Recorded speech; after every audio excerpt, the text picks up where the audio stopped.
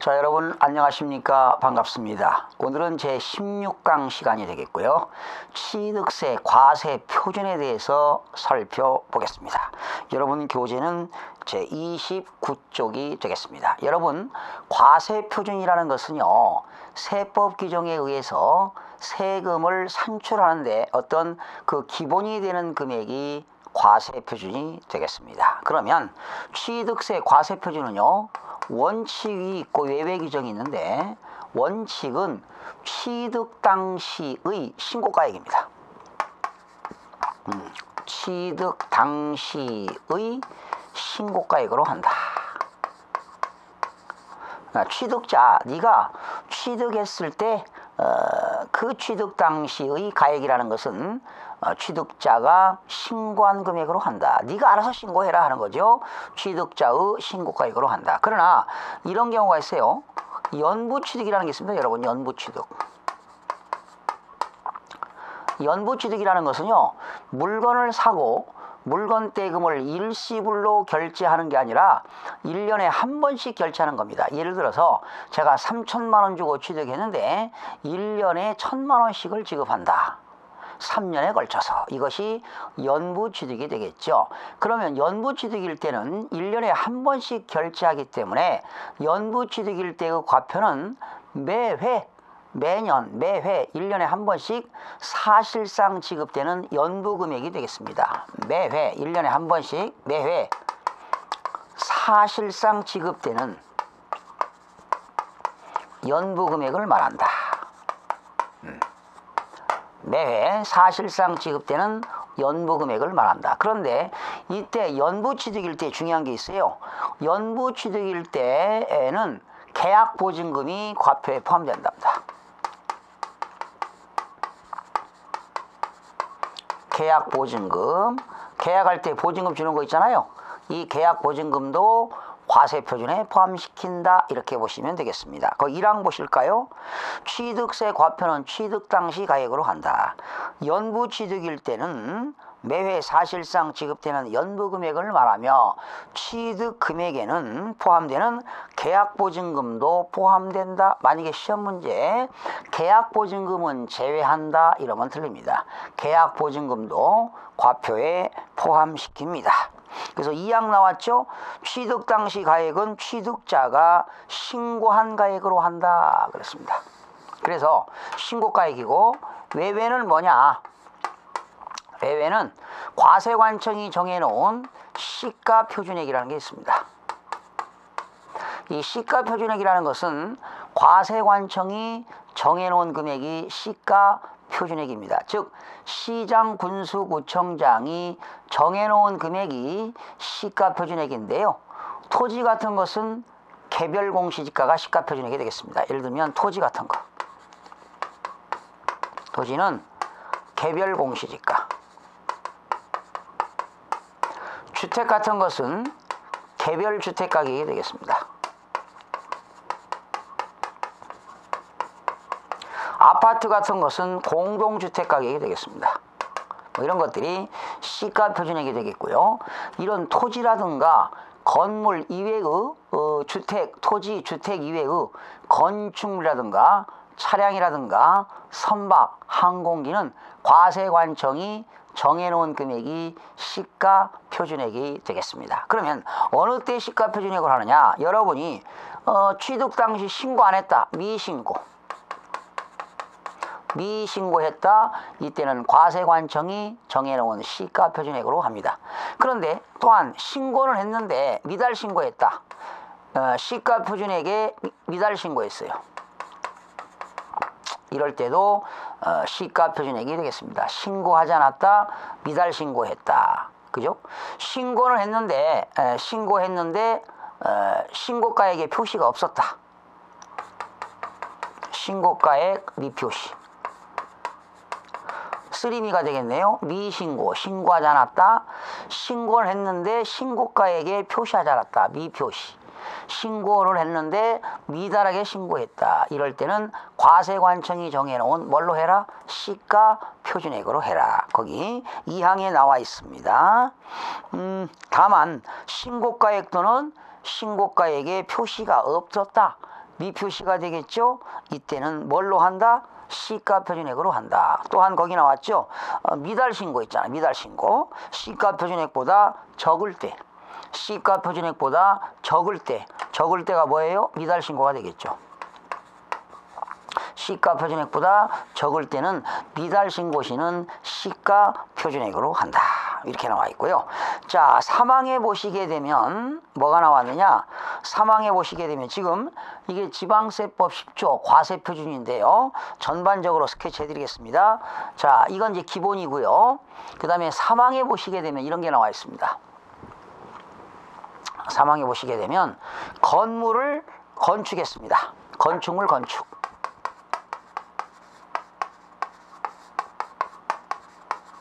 건물을 건축했는데 무엇은 제외한다는 겁니까? 신축과. 새롭게 지은 거 뭐예요? 신축과. 그리고 천재지변에 의해서 건축물이 멸실돼 가지고 다시 짓는 걸 뭐라고 하죠? 재축입니다. 재축은 뭐 한다? 제외한다. 그러면 보통 여기서 건축은 아마 증축을 얘기할 겁니다. 그렇죠? 증축. 거기 개수. 건축은 여기서 개수를 말합니다. 수선을 했다는 거죠. 개수. 거기 나와 있고요. 또 건축물 개수와 또 여기 건축물 개수가 나와 있고요. 이것뿐만 아니라 뭐가 나와 있나 보세요.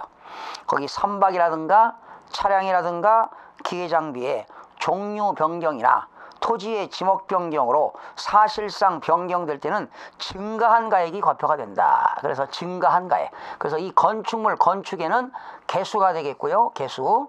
그 다음에 차량이라든가 선박이라든가 그 다음에 기계장비 이렇게 종류 변경으로 가액이 증가되는 것도 취득으로 의지한다고 그랬죠. 그리고 지목 변경으로 토지의 지목 변경으로 가액이 증가되는 것도 취득으로 본다고 그랬습니다. 그러면 공통상이 뭐냐? 건물을 건축했다는 건 뭐 증축도 될 수 있겠죠. 건물을 수선했다면 건물의 가치가 어떻게 될까요? 증가가 되겠죠. 그죠? 그리고 선박과 만약에 선박의 화물 여객선을 연안 여객선으로 개조했다. 선질이 변경되었죠. 이렇게 가격이 증가되는 것도 취득으로 의지합니다. 지목 변경으로 가격이 증가되는 것도 취득으로 의지합니다. 공통상이 뭡니까? 증가분이 되겠죠. 가격이 증가한 것도 취득으로 본다. 그러니까 가격이 증가분 만큼 취득세 과표가 돼가지고 증가분만큼 취득세를 내야 된다. 이런 내용이 되겠습니다. 자, 넘기시면 4번이 뭐냐면 4번 쓰세요. 4번이 과점주주의 과세표준입니다. 4번이 과점주주의 과세표준. 자, 이런 것들이 이제 시험 지문에 그대로 나오면 여러분들이 잘 무슨 말인지 못 알아듣겠는데, 여러분 과점주주는 비상장 법인의 주식을 50%를 초과해서 가지고 있는 사람을 과점주주라고 하죠. 50% 초과입니다. 이때 과점주주의 과표는 취득세 과세 대상이 되는 부동산 등, 이 부동산 등이라는 것은 취득세 과세 대상이 되는 겁니다. 뭐 토지, 건축물, 차량, 선박, 항공기, 기계장비, 임목, 강화권, 어업권, 골프 회원권, 콘도미니엄 회원권, 승마 회원권, 종합체육시설 이용 회원권, 요트 회원권 등, 이런 것들이 되겠습니다. 등 곱하기 분모는 법인의 발행 총 주식수분의 주식수, 과점주주의 주식수.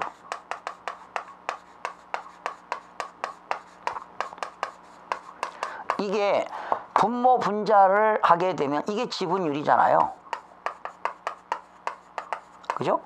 만약에 그 법인의 발행 총 주식수가 10만 주라고 합시다. 10만 주인데 과점주주가 6만 주를 가지고 있다면 어떻게 될까요? 10만 주 중에서 6만 주를 가지고 있다면 지분율이 60%죠. 60%. 그러면 50% 초과하니까 과점주주죠. 그러면 이 법인의 부동산 등이 만약에 1억이라고 가정해 봅시다. 아니 좋아요. 10억이라고 합시다. 10억. 그런데 과점주주가 발행총 주식 10만 주 중에 6만 주를 가지고 있으니까 60%만큼을 과점주주가 취득한 것으로 간주한다 이런 얘기죠. 그래서 과점주주에게 취득세를 부과하겠다는 거지요. 몇 프로만큼? 60%만큼. 그러면 취득세 과세 대상이 되는 금액이 만약에 10억이라고 한다면 곱하기 60% 하게 되면 과점주주의 과표는 6억이 된다는 겁니다. 그러면 이렇게 나오죠. 시험 지문에는 과점주주의 과세, 공식은 안 나옵니다. 과점주주의 과세 표준은 부동산 등 곱하기니까 이건 어떻게 될까요? 곱하기 발행 총 주식 수로 나눈 다음에 과점주주의 주식 수를 곱한 금액으로 한다. 분모는 나누고 분자는 곱하면 되겠지요. 다시 과점주주의 과세 표준은 부동산 등 총 금액에다가 법인의 발행 총 주식수로 나눈 금액에 과점주주의 주식수를 곱한 금액으로 한다. 이렇게 시험에 나온다고요. 거기 보세요. 사항의 둘째 줄. 부동산 등의 총 가액을 법인의 주식 출자 총수로 나눈 가액에 과점주주가 취득한 주식 또는 출자수를 곱한 금액으로 한다. 이렇게 둘째 줄부터 셋째 줄까지 그렇게 시험에 나오면 지문이 똑같이 나온다는 것 기억하시면 되겠습니다. 그 다음에 다섯 번째는 무엇이냐면요. 취득세 과표는 원칙은 취득자의 신고가액이다. 외외적으로는 시가표준액으로 해라. 신고하지 않았다. 미신고, 미달신고, 신고는 하였으나 신고가액에 표시가 없었다면 미달하게 신고했을 때는 시가표준액으로 하지만 이 5번 지문은 뭐냐면요. 항상입니다. 항상이라는 건 언제나 항상 사실상의 취득가액이 과세표준이 되는 겁니다. 항상 사실상의 취득가액이 과표가 되는 것이 되겠어요. 5번 보니까 셋째 줄 사실상 취득가액 또는 연부금액을 과표로 한다. 자, 지금 여러분 5번 지문을 읽어봐도 무슨 말인지 모르니까 항상 사실상의 취득가격을 과표로 하는 것은 5가지가 있는데요. 거기 1번 국에다 동그라미 국가 또는 지방자치단체 조합으로부터 취득입니다. 여러분들이 국가로부터 샀습니다. 사실상 취득가격이 과표가 되겠습니다. 두 번째는 외국으로부터 수입에 의한 취득입니다. 외국으로부터 수입에 의한 취득. 외국으로부터 수입에 의한 취득. 여러분 만약에 독일에서 BMW를 1억 5천만 원에 수입했다면 그 수입한 금액이 과표가 되겠습니다. 세 번째는 판결에다 또는 판결문. 여기서 판결문이라고 하는 것은 법원에서 재판장으로부터 판결문을 받은 겁니다. 민사소송법에 의한 민사소송, 행정소송법에 의한 행정소송, 민사소송이나 행정소송에 의하여 재판장으로부터 판결문을 받았을 때 판결문에 의하여 입증되는 취득입니다.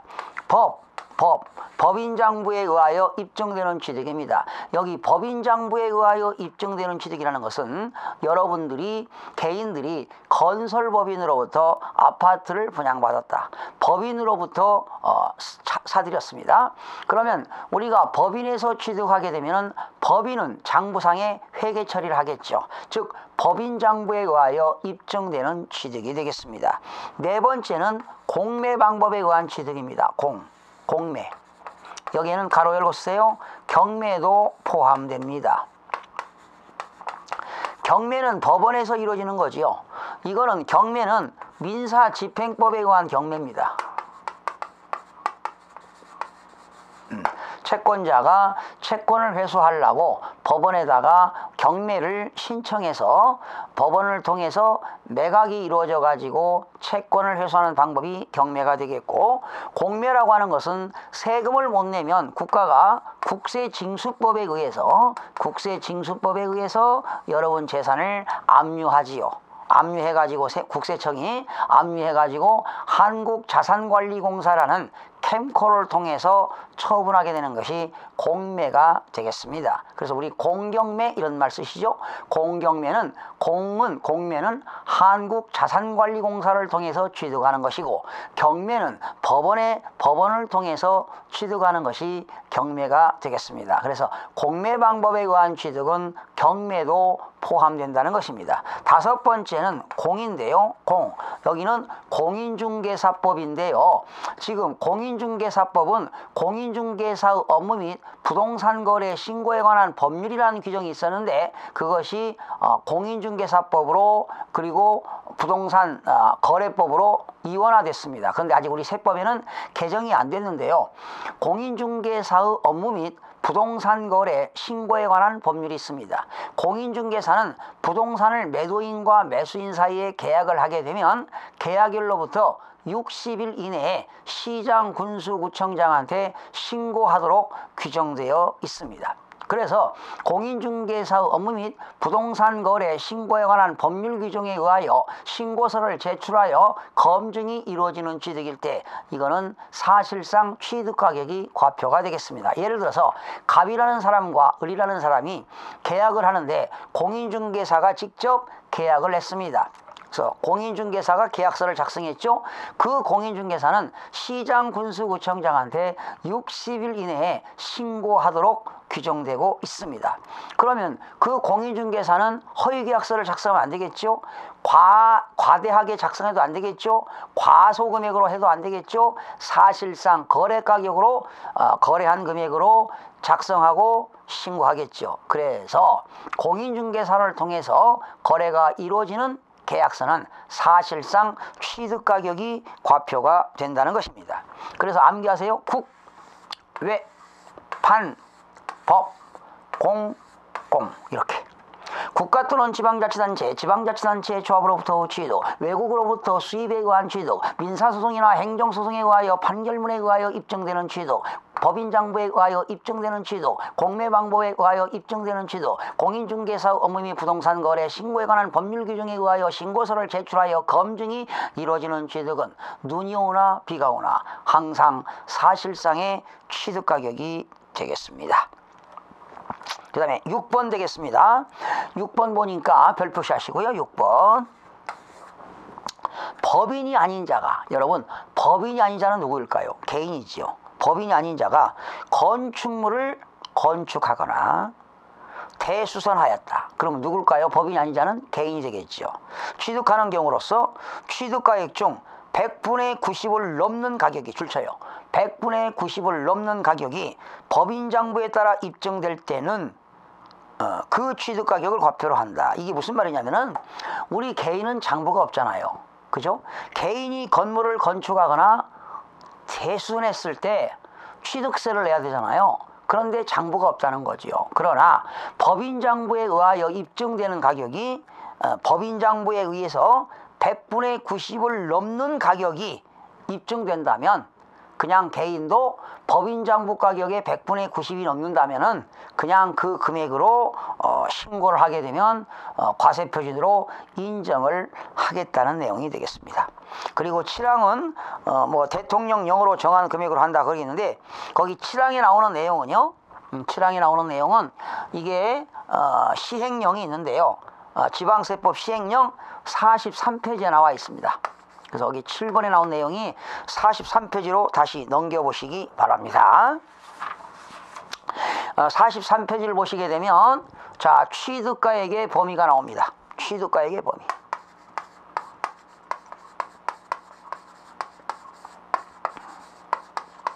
취득가격의 범위가 나오는데요.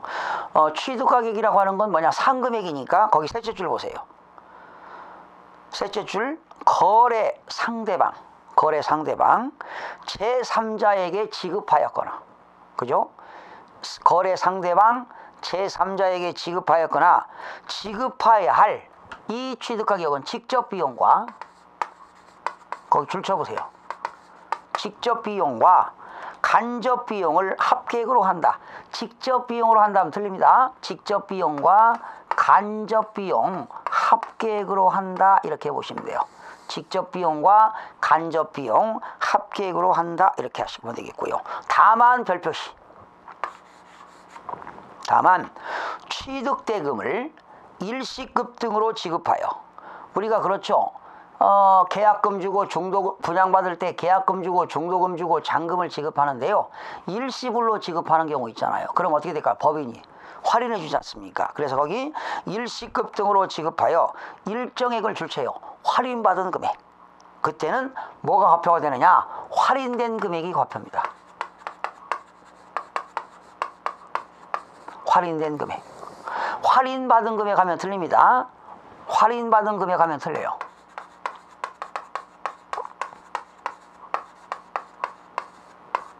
할인된 금액.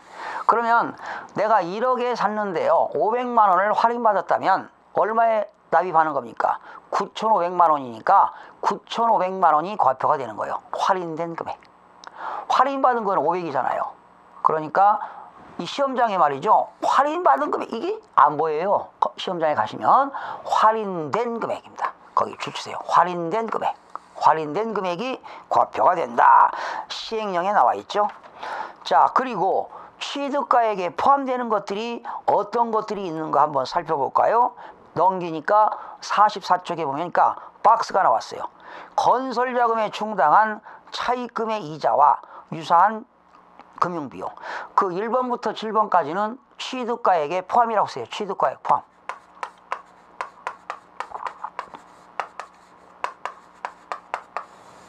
취득가액에 포함시킨다. 여러분, 건설자금이자라는 것은 이런 거죠. 제가 1월 1일부터 건물을 짓기 시작했는데 중간에 자금이 부족해요. 그래서 5월 1일 날 금융기관에서 자금을 차입했죠. 그러면 차입하게 되면 한 달에 한 번씩 매월 뭐가 나가죠? 이자가 나가죠. 이자가 나갑니다. 그럼 5월 1일 날 빌려왔으니까 매월 말일 날 이자를 주겠죠. 그 자금을 차입하는 날로부터 건물이 완공될 때까지 들어가는 그 이자 비용이 건설자금 이자가 되겠습니다. 예를 들어서 5월 1일 날 자금을 차입했다.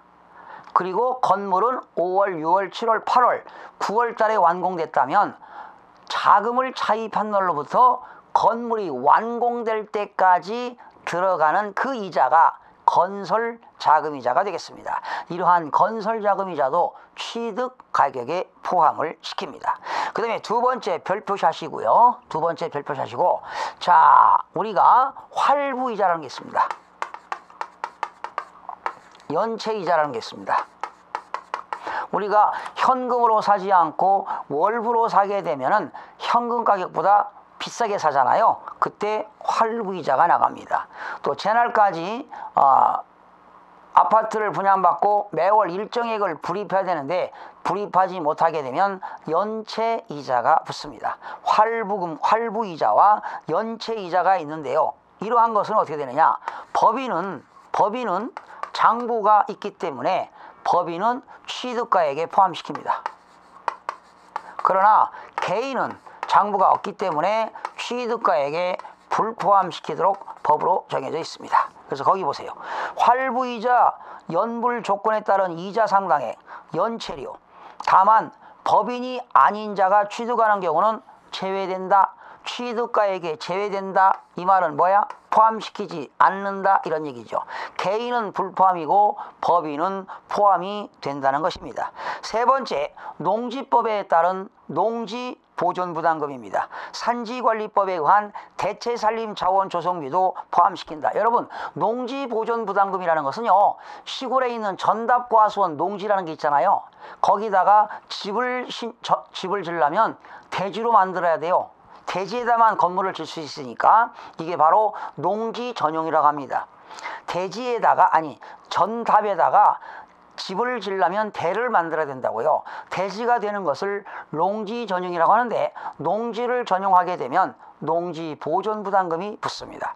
또 산지관리법에 의한 대체산림자원조성비라고 하는 것은 임야에다가 산에다가 집을 지으려면 산지 전용을 해야 돼요. 임야를 우리는 산지라고 하거든요. 산지에다가 집을 지으려면, 건물을 지으려면 산지를 전용해야 될 때 이때 부과되는 것이 대체 살림 자원 조성비가 되겠습니다. 용어가 새롭죠. 농지 보존 부담금과 대체 살림 자원 조성비는 취득가격에 포함시킨다. 다섯 번째입니다. 우리가 취득할 때 법무사한테 등기 칠 때 뭡니까? 등기 수수료 주죠. 용역비를 줍니다. 공인중개사한테 중개 수수료 주죠. 이런 용역비라든가 수수료도 취득가액에 포함시킵니다. 그 다음에 다섯 번째 별표시 취득대금 외에 당사자끼리 취득자 조건 부담액과 채무인수액입니다. 채무인수액. 그러면 여러분, 내가 아파트를 5억짜리를 사는데 상대가 은행에 근저당권 3억이 설정되어 있는 것을 내가 안고 산다면 내가 5억을 다 줄 필요가 없습니다. 2억만 주면 되겠고요. 3억은 내가 채무를 인수하는 거지요. 매도인이 은행에 근저당 설정되어 있는 것을 매수인이 안고 사는 거니까 근저당권을 뭡니까? 이전받는 거잖아요. 근저당권을 설정, 변경, 이전하는 거잖아요. 그래서 채무를 인수하는 겁니다. 매수인이. 그러니까 결과적으로 취득세는 5억이 된다는 거고요. 또 우리가 부동산을 사게 되면 국민주택 채권을 사는데요. 그러한 국민주택 채권을 매각했을 때 생긴 그러한 매각 차손입니다. 이러한 매각 차손도 취득가액에 포함시킵니다. 그래서 1번부터 6번까지 비용에 준하는 비용에서 이런 것들은 취득가액에 포함이 되겠고요. 그 다음에 취득가액에 배제되는 경우입니다. 포함시키지 않는 경우가 있죠. 불포함되는 경우가 있네요. 취득가액에 불포함시키는 경우가 있는데 거기 보세요. 물건을 판매하기 위하여 들어가는 출처요. 광고 선전비 이런 거는 취득가액에 포함시키지 않습니다. 또 두 번째, 전기, 가스, 열 등 이용하는 자가 부담하는 비용입니다.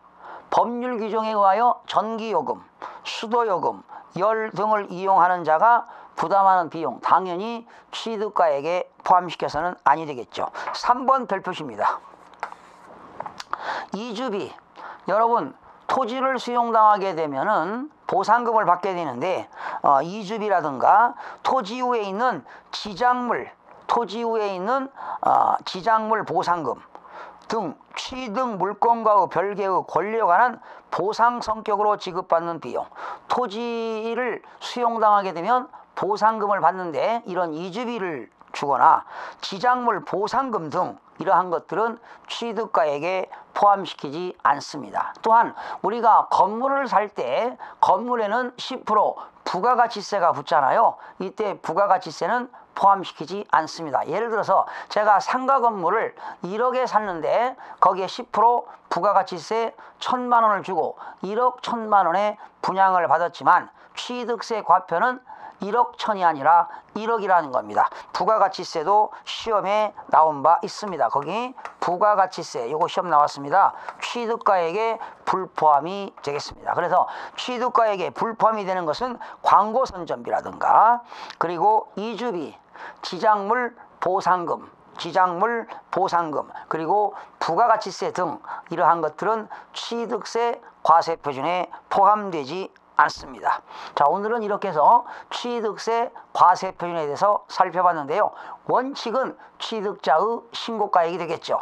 미신고, 신고하지 않거나 미달하게 신고하거나 시가표준액에 미달하게 신고하거나 신고를 하였는데 미표시했을 때는 과세관청이 정해놓은 시가표준액으로 한다는 것을 살펴봤습니다. 여러분, 다음 시간에 찾아뵙겠습니다. 수고하셨습니다.